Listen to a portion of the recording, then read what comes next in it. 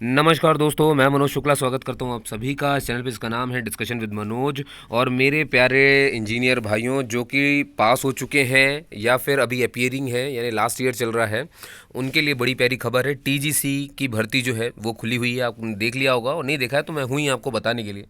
4 जनवरी इसकी last date है, यानी आप समझ रहे हैं ना, जो बंदे अपने इंजीनियरिंग कर चुके हैं या लास्ट ईयर में हैं वो सब के सब इसे भर सकते हैं।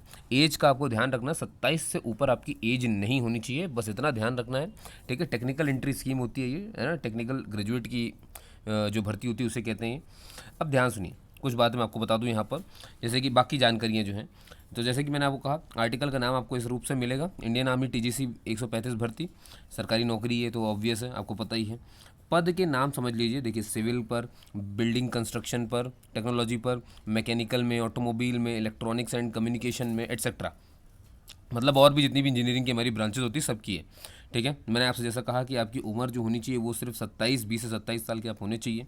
आवेदन की तिथि 6 दिसंबर से स्टार्ट है ना। परीक्षा जो होगी आपकी ऑनलाइन ही होगी, आप समझ गए। वो बाकी प्रोसेस वो बताएंगे, आप उसकी चिंता मत करें। आपको ये फॉर्म भरना है, और याद रखिए 4 जनवरी इसकी लास्ट डेट है।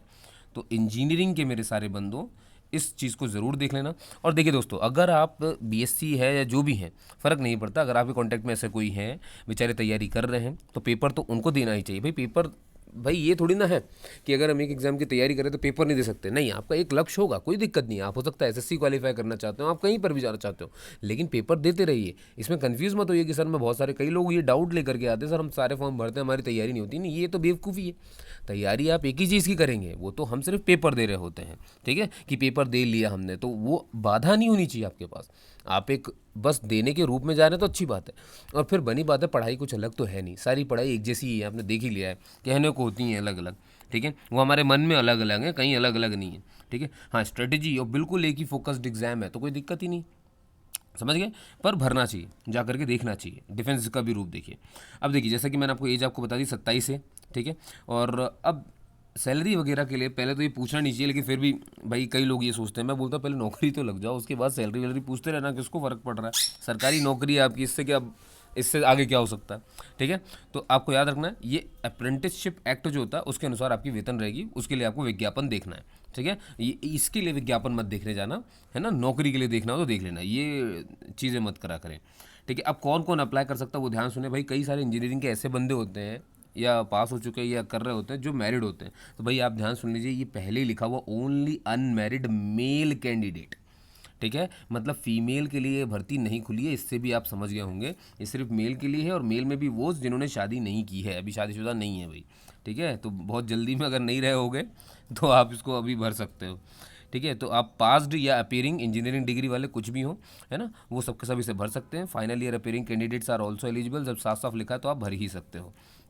ठीक है दोस्तों, अब मैं बताता हूँ आपको पोस्ट कितनी कितनी किसमें है। अगर आप सिविल और बिल्डिंग कंस्ट्रक्शन टेक्नोलॉजी से हो तो आपके लिए नो पोस्ट है ना। और अगर आप कंप्यूटर साइंस से हो तो आपके लिए 8 है। ठीक है, कंप्यूटर साइंस होगी, कंप्यूटर टेक्नोलॉजी होगी, और एमएससी वाले भी भर सकते हैं। सबसे इंपॉर्टेंट यहाँ पर ये देखिए ज़रा, ठीक है, ये बहुत इंपॉर्टेंट बात होगी कि एमएससी जिन्होंने कंप्यूटर साइंस से की है वो भी इसे भर सकते हैं। तो मैकेनिकल के कितने पोस्ट हैं वो आपको दिख गए होंगे, 5 पोस्ट है। ठीक है, और बाकी भी पोस्ट बता देता हूँ मैं आपको।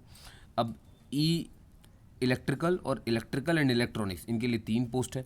Electronics and telecom telecommunication, satellite communication, इनके लिए एक ही पोस्ट है। तो प्यारे बंधु आप देखें उस हिसाब से। और अगर किसी ने एरोनॉटिकल में इंजीनियरिंग की हुई है, एवियोनिक्स में, एरोस्पेस में, तो वो भी, इनके लिए भी एक ही है। ऑटोमोबाइल वालों के लिए एक है। ठीक है, टेक्सटाइल वालों के लिए अभी इसमें अवेलेबल ही नहीं है।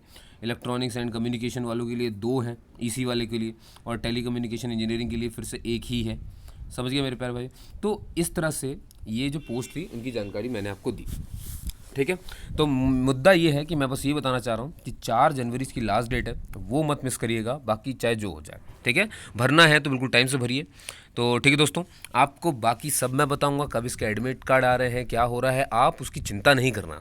ठीक है, लेकिन आपको करना ये होगा, देखिए बेल आइकन इसीलिए प्रेस करवाते हैं ताकि आपको नोटिफिकेशन मिल जाए। तो इसी नाम से TGC 135 एडमिट कार्ड जारी हुए, ऐसा करके मैं एक वीडियो बनाऊंगा जब वो आ जाएंगे तब। ठीक है, तो ऐसे और भी जितनी भी है ना भर्तियाँ, सारी बताता हूँ मैं। यानी चाहे वो आर्मी की प्लाटून की हो, चाहे वो आर्मी कैंटीन की हो, चाहे वो आर्मी में बाबू की हो, आपको किसी भी तरीके और कहीं का भी सिर्फ का नहीं, एम्स में भी बाबू की खुली हैं, वो जितनी जहाँ भी खुलेंगी आपके काम की होंगी, मैं आप तक उन्हें लेकर के आऊँगा। ठीक है, तो बस आप मुझसे जुड़े रहें और नोटिफिकेशन और चैनल को लगातार देखते रहें। ये कहीं कुछ वीडियो मिस तो नहीं हो गया, आपको भरना था दोस्तों। अगर तैयारी के समय पे हो तो भरते समय पैसे की नहीं सोचनी है। कई लोग पैसे की सोचते हैं, देखिए पैसे आ जाएंगे, आप जितने फॉर्म भरेंगे वो आपकी एक सैलरी के बराबर होगा। ठीक है, तो ये सब सोचिए मत कि फॉर्म भरना है नहीं भरना, फॉर्म तो खुल करके भरिए, वो एक सैलरी से सब कवर हो जाता है। ठीक है, ये सोच करके पीछे मत हटिएगा। आलस पीछे कर रहा हो तो उसको कुछ नहीं किया जा सकता है, आलस को आपको खुद को मारना होगा। ठीक है दोस्तों, तो आपने मुझे सुना उसके लिए बहुत बहुत धन्यवाद। जय हिंद।